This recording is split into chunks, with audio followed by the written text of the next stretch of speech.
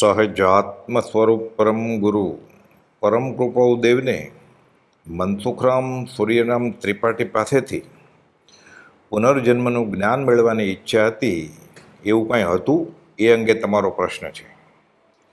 પરમ કૃપાદેવને 7 વર્ષની ઉંમરે જાતિસ્મ જ્ઞાન થયું અને પૂર્વભો પ્રત્યક્ષ થયા. હાથમાં પડેલા આમળાની જેમ પૂર્વભો જણાયા, દેખાયા.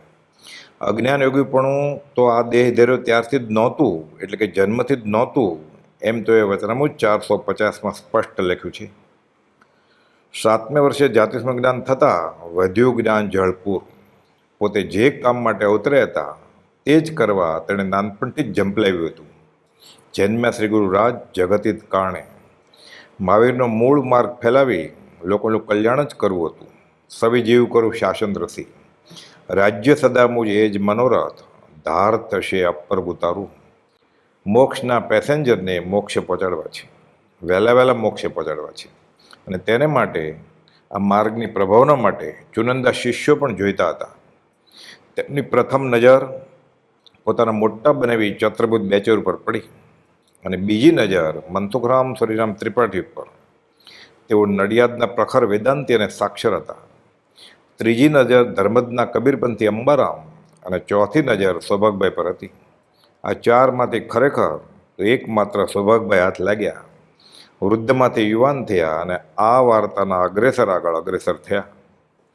મનસુખરામ સૂર્યરામ ત્રિપાઠી તે સરસ્વતીચંદ્ર નવલિકાના લેખક શ્રી ગોરધનદાસ ત્રિપાઠીના કાકા થાય. તેમને પુનર્જન્મના જ્ઞાન વિશે જાણવાની જિજ્ઞાસા હતી. પોતે સદાચારી વૈરાગી જીવ હતા. ક્ષોપશમ પણ સારો.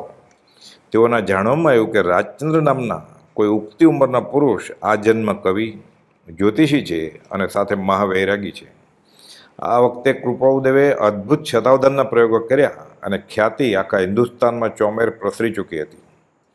મનસુખભાઈને આ યુવારાજ પાસેથી પુનર્જન્મના જ્ઞાન અંગે જાણકારી જોઈતી હતી, પણ મનમાં સંકોચ અનુભવતા હતા કે પોતે એક સાક્ષર અને યુવાન 20 વર્ષના પદ્ધતિસરનું તો માત્ર 2 ધોરણનું ભણતર ભણેલા તેઓ પાસે અધ્યાત્મ શીખવા જાય તો લોકોમાં કેવું દેખાય. સંવત 1945માં તેઓ કૃપાળુદેવને વવાણિયા મળેલા, જેનો ઉલ્લેખ વચનામૃત 61માં મળે છે. આ પત્રમાં પરમ કૃપાળુદેવ તેમને આડકતરી રીતે જણાવે છે કે જે જ્ઞાનની તેમની ઈચ્છા છે તે પોતાની પાસે છે જ, અને ખરી તો જ્ઞાન વૃદ્ધતા છે એમ લખી તેમનો સંકોચ ટાળવાની કોશિશ કરે છે.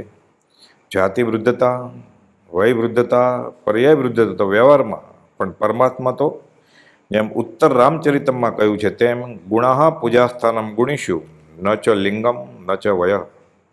વચનામૃત 64માં પુનર્જન્મનું જ્ઞાન કોને થાય તે અંગે સમજ આપી પરોક્ષ નિશ્ચય કેમ થાય તે પણ લંબાણમાં પ્રકાશ્યું. જોકે પોતાને તો 7મે વર્ષે જાતિસ્મ જ્ઞાન થયું છે, પણ હજુ સામાવાળાની જિજ્ઞાસા અને ઓળખાણ પ્રમાણે પોતાના જાત અનુભવની વાત સ્પષ્ટ જણાવતા નથી. વચનામૃત 68માં જણાવે છે કે પોતે પ્રત્યક્ષ નિશ્ચય પછી જણાવશે. વચનામૃત 71માં મતાંતર છોડી જે વાટે અને જે દર્શનથી કલ્યાણ થતું હોય તે કરી લેવા સૂચન કરે છે. પોતે તો પૂર્વો પણ અનુભવ્યા, જાણ્યા, છતાં મનસુખભાઈને તે વિશે પૂછે છે. જેમ કે કોઈ શિક્ષક વર્ગમાં વિદ્યાર્થીને કોઈ સવાલનો જવાબ પૂછે તો તે વિદ્યાર્થીને શીખવવા માટે, નહીં કે વિદ્યાર્થી પાસેથી નવું શીખી લેવા માટે. કોઈ અબૂજ વિદ્યાર્થી વિચારે કે આ માસ્તરને આવડતું નથી એટલે પૂછતા હશે, પણ અહીં આ હકીકત નથી. વચનામૃત 83માં પોતાને આત્માનો અનુભવ છે તે ચોખ્ખું કહ્યું. પૂર્ણ આહ્લાદકાર જેને માન્યું, પરમ સુખકર, હિતકર અને હૃદયમય જેને માનેલ છે તેમ છે, અનુભવ ગમ્ય છે એમય લખ્યું. અને તે કેવા પુરુષાર્થથી પ્રાપ્ત થાય તે પણ જણાવ્યું. વચનામૃત 87માં મતદર્શન છોડી રાગ દ્વેષ અને અજ્ઞાનની નિવૃત્તિ કરવી તે જ માર્ગ છે એમ જણાવ્યું.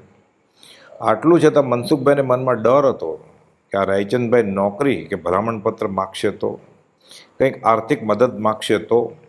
તેમની આ શંકાનું સમાધાન કરતો પત્ર વચનામૃત 120, તેમાં કૃપાળુદેવે સ્પષ્ટ લખ્યું કે વ્યવહાર પરત્વે કોઈ રીતે આપના સંબંધથી લાભ લેવાનું ઈચ્છ્યું નથી. આગળ પોતાની ગહન માર્મિક દશાનો મોગમમાં ઉલ્લેખ કર્યો કે તેઓ પાસે તો નહીં, પણ બીજા કોઈ પણ સમક્ષ તે એવી ઈચ્છા નથી ધરાવતા. લખે છે વ્યવહાર પરત્વે કોઈ રીતે આપના સંબંધથી લાભ લેવાનું સપનું પણ ઈચ્છ્યું નથી, તેમજ આપ જેવા બીજાઓની સમીપથી પણ એની ઈચ્છા રાખી નથી. એક જન્મ અને તે થોડા જ કાળનો પ્રારબ્ધ અનુસાર ગાળી લેવો તેમજ દૈન્યતા ઉચિત નથી એ નિશ્ચય પ્રિય છે. અહીં લખે છે એક જન્મ, પછી હવે ક્યાં જન્મવું છે? બીજી માને રોવડાવી નથી, બીજી માં કરવી નથી. પરિભ્રમણના પ્રત્યાખ્યાન. મનસુખભાઈને કૃપાલદેવ પાસેથી પુનર્જન્મના જ્ઞાન અંગે માહિતી તો જોઈએ છે. વચનામૃત 61માં છેલ્લે કૃપાલદેવ સ્પષ્ટ લખે છે કે આ કાળમાં પુનર્જન્મનો નિશ્ચય આત્મા શા વડે, કેવા પ્રકારે અને કઈ શ્રેણીમાં કરી શકે એ સંબંધી કંઈ મારાથી સમજાયું છે તે આપની સમીપ મૂકીશ. વચનામૃત 64માં સ્પષ્ટ જણાવે છે કે મનસુખભાઈને પુનર્જન્મ સંબંધી પરમકૃપાના વિચાર શું તે જાણવાની જિજ્ઞાસા હતી, એટલે લખ્યું, પુનર્જન્મ સંબંધી મારા વિચાર દર્શાવવા આપે સૂચ્યું તે માટે પ્રસંગ પૂરતું જણાવું છું. એમ કહી પુનર્જન્મનો નિશ્ચય પ્રત્યક્ષ નહીં તો પરોક્ષે પણ કઈ રીતે થાય તે લંબાણમાં જણાવે છે. વચનામૃત 66માં લખે છે, આપને મેં વવાણિયા બંદરથી પુનર્જન્મ સંબંધી પરોક્ષ જ્ઞાનની અપેક્ષાએ એકાદ બે વિચાર દર્શાવ્યા હતા. પ્રત્યક્ષ અનુભવગમ્ય જ્ઞાનથી તે વિશેનો નિશ્ચય મારા સમજવામાં જે કંઈ આવ્યો છે તે દર્શાવવાની ઈચ્છા રાખી છે. જો તે ઈચ્છે એટલે કે મનસુખભાઈ ઈચ્છે તો કૃપાલદેવ જણાવશે એમ આ પત્ર વાટે જણાવે છે. હજુ સ્પષ્ટ કહેતા નથી કે પોતાને તો 7મે વર્ષે પુનર્જન્મનું જ્ઞાન થઈ ચૂક્યું છે. વચનામૃત 68માં પુનર્જન્મના મારા વિચારો આપને અનુકૂળ થયા છે એમ પણ મનસુખભાઈને લખ્યું. પુનર્જન્મના પ્રત્યક્ષ નિશ્ચય તેમજ અન્ય આધ્યાત્મિક વિચારો હવે પછી પ્રસંગ અનુકૂળ દર્શાવશે એમ પણ અહીં લખ્યું. 20 વર્ષની ઉંમરે વચનામૃત 27માં જે પોતાને આશુપ્રજ્ઞ તરીકે ઓળખાવી સર્વ પ્રકારે સર્વજ્ઞ કઈ બતાવતા હોય, પરમેશ્વર તુલ્ય દશા બીજા મહાવીર છે એમ અનુભવ ઉદ્ગાર લખી જણાવતા હોય, તેને આ ભવે આ ક્ષેત્રે કોની પાસેથી શું શીખવું બાકી હોય?